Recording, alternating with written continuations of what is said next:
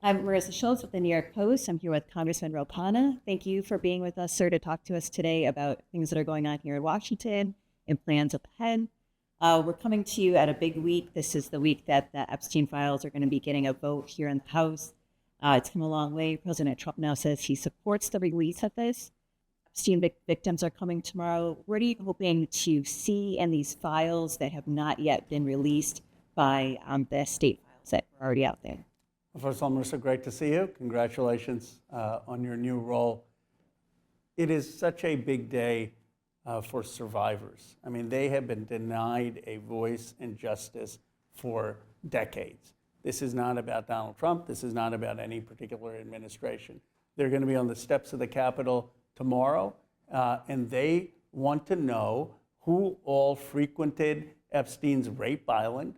Why were rich and powerful men allowed to rape underage girls and abuse women with impunity? Why could they buy off politicians with contributions and cavort with bankers and think the rules didn't apply to them? This is one of the most disgusting, outrageous corruption scandals in this country. And finally, tomorrow, the United States House of Representatives is going to say, we want the files out. And I believe the Senate will pass it as well. And what are you going to see in the files that will help get justice, as you say, for these survivors? I want to see the emails that Epstein had with some of these other rich and powerful people. I want to see the photographs that were on his computer. I want to see the witness interview memorandum. There are over 1,000 victims.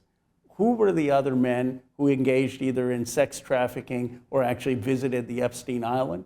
Who were the men and women who may have known about Epstein's abuse and yet were taking money from him and still going to dinner parties with him and still emailing with him?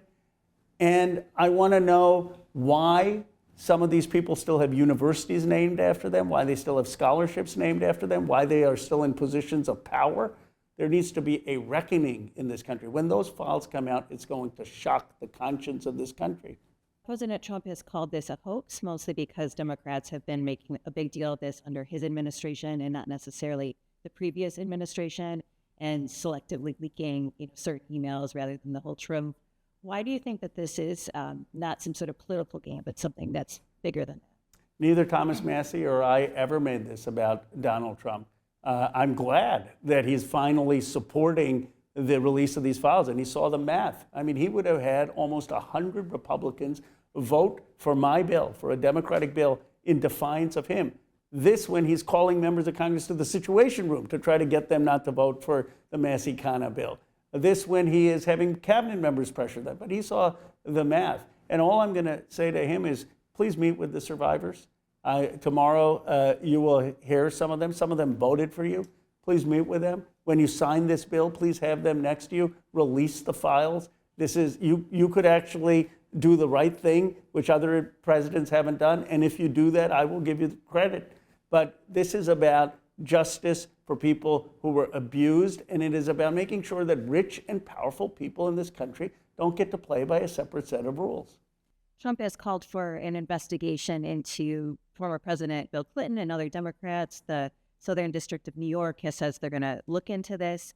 Do you think an active investigation into the Jeffrey Epstein case is going to somehow slow down the release of these DOJ files, even if you get the vote that you're hoping for? I certainly hope not.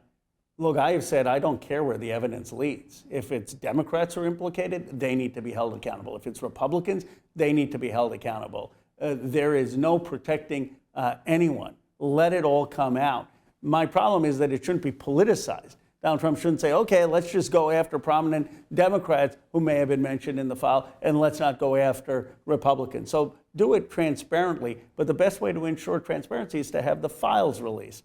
And at this point, given the loss of confidence, he should just release the files. He's tried every other tactic. They tried to shut down Congress twice. They thought the media would forget about it. They tried to intimidate Congress people off the petition. They've threatened to run against Thomas Massie with $20 million. They unendorsed Marjorie Taylor Greene. None of it works. He should just realize and submit to public opinion. Just release the files. Fulfill his campaign promise. there's been like 20,000 some emails that came out just recently from the House Oversight Committee. Anything in there that you think is a smoking gun, or anything that arises to the level of, illegal activity that needs to be prosecuted? I wouldn't say that there's a smoking gun. There are a lot of prominent people who were emailing with Epstein, and they should have an accountability.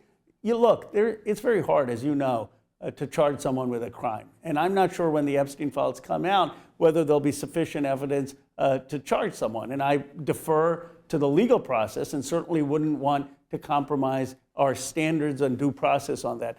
But what I do think will happen is there will be accountability for some of the wealthiest people in the world who are raping America's young girls, abusing America's women, scale we've never seen before. I mean, there was an island set up to do this.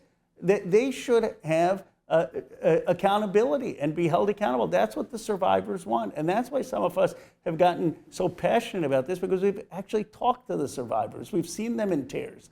That's why the intimidation on Nancy Mace didn't work, and Marjorie Taylor Greene didn't work, and Lauren Boebert didn't work. Once you talk to these survivors, you can't help but want to fight for justice. And you see that there was something rotten in our country. And I've said, out with the Epstein class, because it's not just about the abuse of young girls. It's about a class of people who think the rules don't apply to them. I grew up in Bucks County, Pennsylvania. It was kind of a small town suburban community. People went to church. They played Little League. They went to school. You knew your neighbors. That's American values. This is not American values, this Epstein class. And people know that they have too much power in our government, that they have corrupted the process, and something needs to change. Bucks County is a key swing area too at Pennsylvania as well. You've been traveling the country a lot. You've been, I think, traveling more than other potential 2028 contenders. If I looked at the stats correctly, you've been all around speaking about candidates that are running, but also your own vision for the economy. Do you view yourself as a leader of the Democratic Party, and do you want to see yourself, lead the Democratic Party going forward? I view myself as being a leader on the economic issues. I have a platform of economic patriotism. Marisa, you know this because you've covered me for a long time. When I first got into Congress, I went to Paintsville, Kentucky at the invitation of Hal Rogers.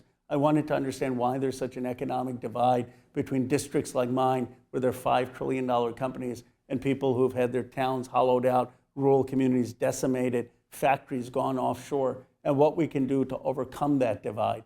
I've gone to places like Milwaukee, Johnstown, Farrell, Warren, Youngstown, Orangeburg, and I've learned from people. These are the people who built America. They built our steel, they mined our coal, they fought our wars, and they have been shafted. And my view of economic patriotism is that we need to tackle the economic divides that are tearing this country apart. We need a 21st century Marshall Plan for America, not Europe. What does that mean? 1,000 new trade schools, and a national industrial bank that funds modern factories and finances factories before they shut down, a sense of a care economy where people are being hired in their communities for childcare, elder care, and taking care of wellness, a commitment to having capital in every part of America. This is something that we can do, an economic basis for renewal across this country. You also represent Silicon Valley, and there's lots of tech jobs, and there's lots of tech issues that people are sort of worried about right now, including AI. Do you view AI as a threat to sort of wiping out this working class America that has really been the backbone of our economy? It depends about how we deploy AI. AI can either be for all of us, or it can just be for the tech billionaires. I want AI for us, not them. What does that mean? AI can help with medicine. It can help us get new cures. AI can help with increased productivity in the United States so we can build new factories. AI can help all of us have more information at our fingertips. But we need to make sure that there is not displacement, that there's not mass layoffs. The way to do that, one, is to revise our tax code. Right now, the tax code incentivizes people from hiring robots and AI machines instead of people, because for people you have to pay a payroll tax. Let's make that tax neutral so you're not incentivizing excessive automation. Let's make sure that we have a program where we can hire young people who may not be finding jobs as entry-level jobs are being replaced, either through apprenticeships or working with their local government or the national government to do projects. We need an AI jobs plan. So those are some ideas. I have a full platform of what we need to do to tackle AI and make sure it's not displacing the working class or jobs. We just came away from a government shutdown, the longest ever in history. There were a lot of hard feelings after the shutdown, whether Democrats caved too easily by not getting what they wanted in terms of healthcare concessions. We're up for a possible another shutdown in January if these Right. 9 appropriations bills are not passed by then. Would you advise Democrats to dig in January for another shutdown or try to get more concessions if it comes down to that deadline? We need to fight to make sure that the healthcare premiums aren't skyrocketing in this country. I talk about this taxi driver in Arizona. His premiums are going up from $44 a month to $2,600 a month.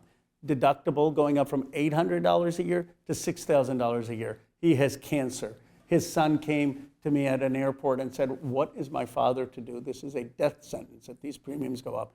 That's who I care about. So yes, we need to fight, but we need to compromise. And so what should we be doing? We should be working with someone like Representative Lawler from New York, Representative Kevin Kiley, to say, can we at least get a 1-year extension?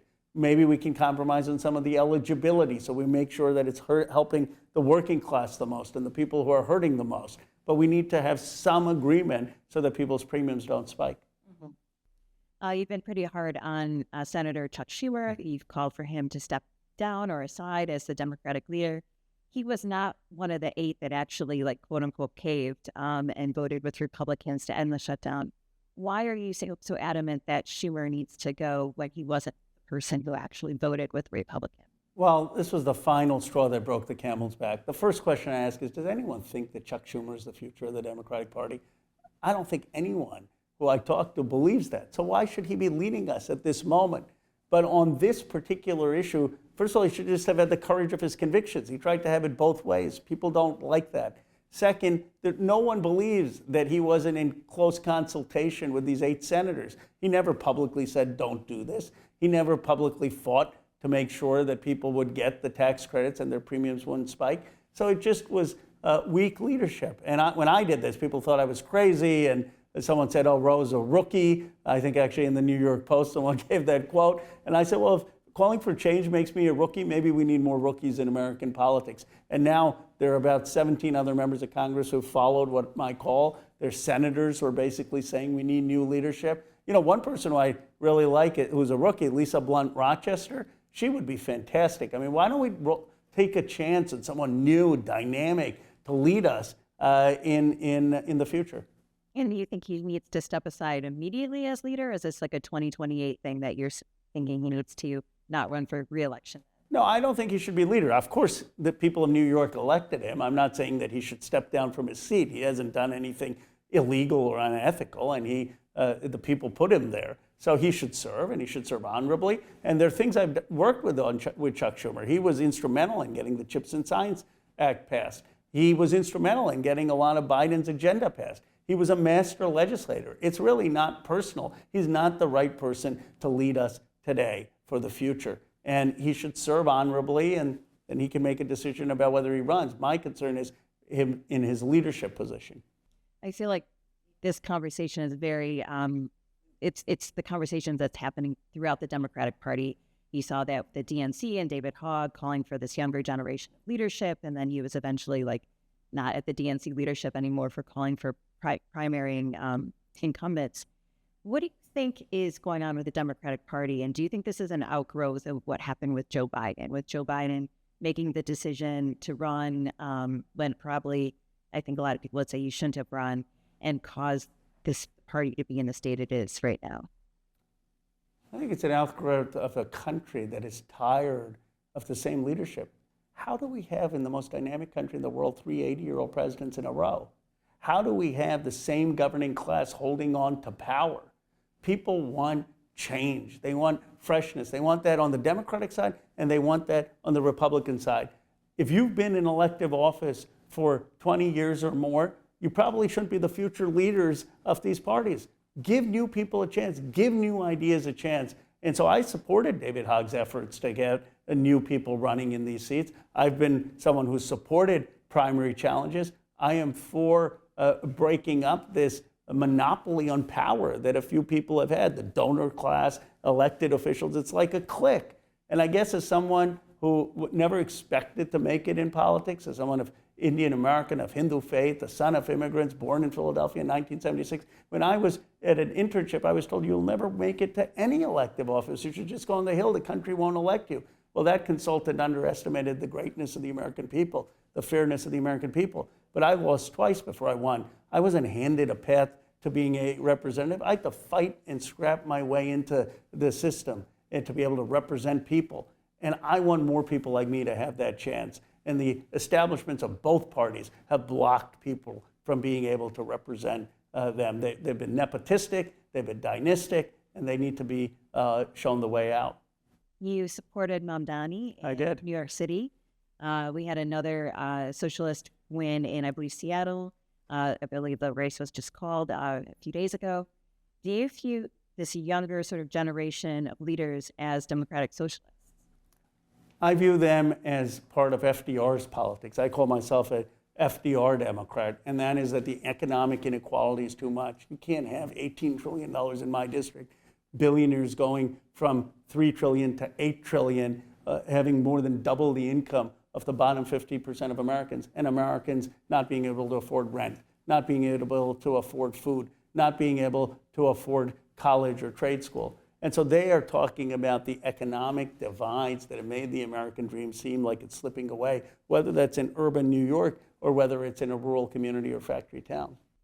A lot of people who didn't support Mamdani are afraid of his policies, whether it's, encroaching on communism, people who are really scared that New York City is going to, really deteriorate under this pro-government policies. What do you say to people who are very concerned about this socialism and its rise in the United States? New York is going to be great. I mean, it's the financial capital of the world. And Mamdani is not talking about taking over the means of production. He's not talking about controlling the financial capital or tech companies. He's saying, look, people need to get rent that they can afford. People need to have childcare that they can afford. People need to have food that they can afford. I believe he's saying, how do we reform a free enterprise system to get it to work? That's what FDR did. Now, I call myself a progressive capitalist. I believe in a moral capitalism. I believe, obviously, in innovation and free enterprise. But I believe that it has not been working for too many Americans right now. I was reading this quote from someone on the right. This is a commentator, and this is about you. And it says, "You've been considered the biggest threat for 2028 from the right because of your talent for selling socialism and making it sound appealing and reasonable. Should conservatives be afraid?" Well, look, I want to bring this country together around a platform of economic patriotism. I believe in the free market, and there are a lot of things you can call me, but probably the Indian American guy from Silicon Valley who's representing a district with $5 trillion companies, more wealth generation than any zip code in the history of the world, socialism probably doesn't apply.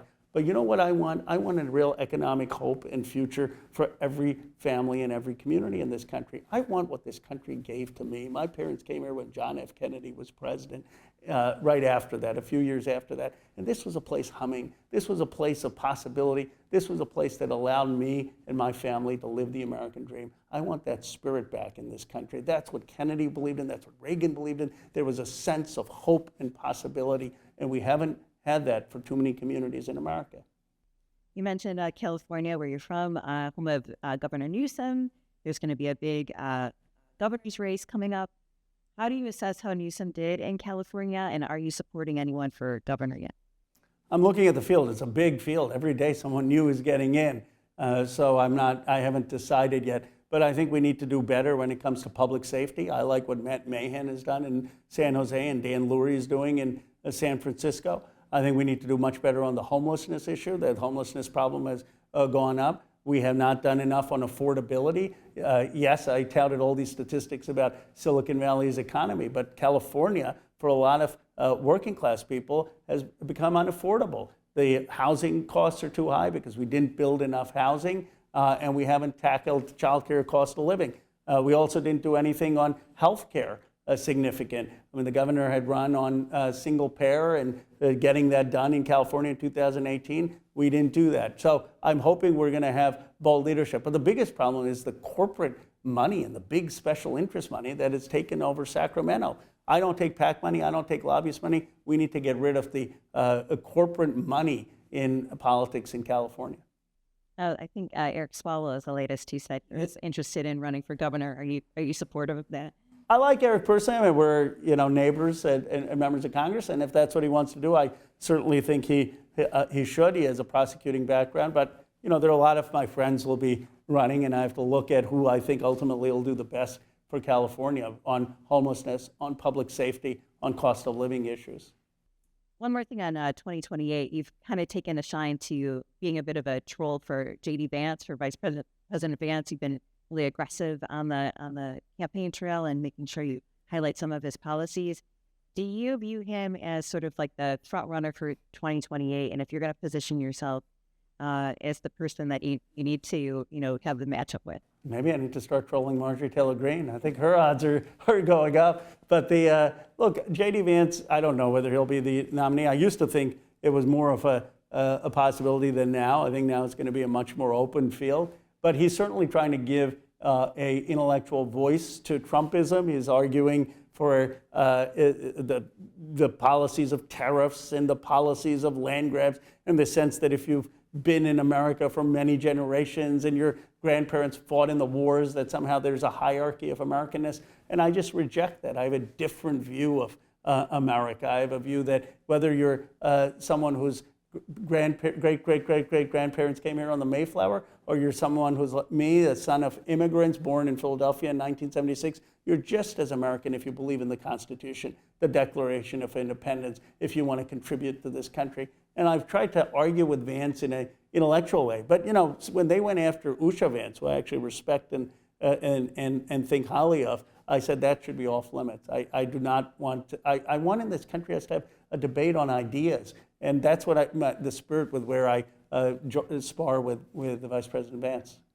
I've noticed some Ro Khanna 2028 merchandise being sold online. Not me. I was going to ask you. It's been like shirts that say Ro Khanna 2028. Is that from your campaign, or is that not from my campaign? And I don't know. We got to see if the fashion set. I got to work on my fashion sets before they start selling merchandise. I don't know who's doing that. Okay. Yeah, it's on Amazon. Really? Did you buy one? I did not. But just letting you know in case you were interested. I appreciate that. I'll have to check it out. Well, I really appreciate your time today. Is there anything else on your mind or anything else that you'd like to bring up? No, Marisa, I think this coalition that Thomas Massie, Marjorie Taylor Greene, and I formed for the release of the Epstein files should give Americans hope that unusual new coalitions can emerge that get us moving in the right direction, that get us doing things for the American people. We need to think about politics in a different way, not the traditional party lines, and work across the aisle to prioritize people and not this Epstein class that I think really has hurt the American dream and sapped the energy of our nation. People want change. They've been voting for change, and I'm hopeful we can actually get change with new coalitions. Well, very good. Thanks for your time. Thank you. Appreciate it.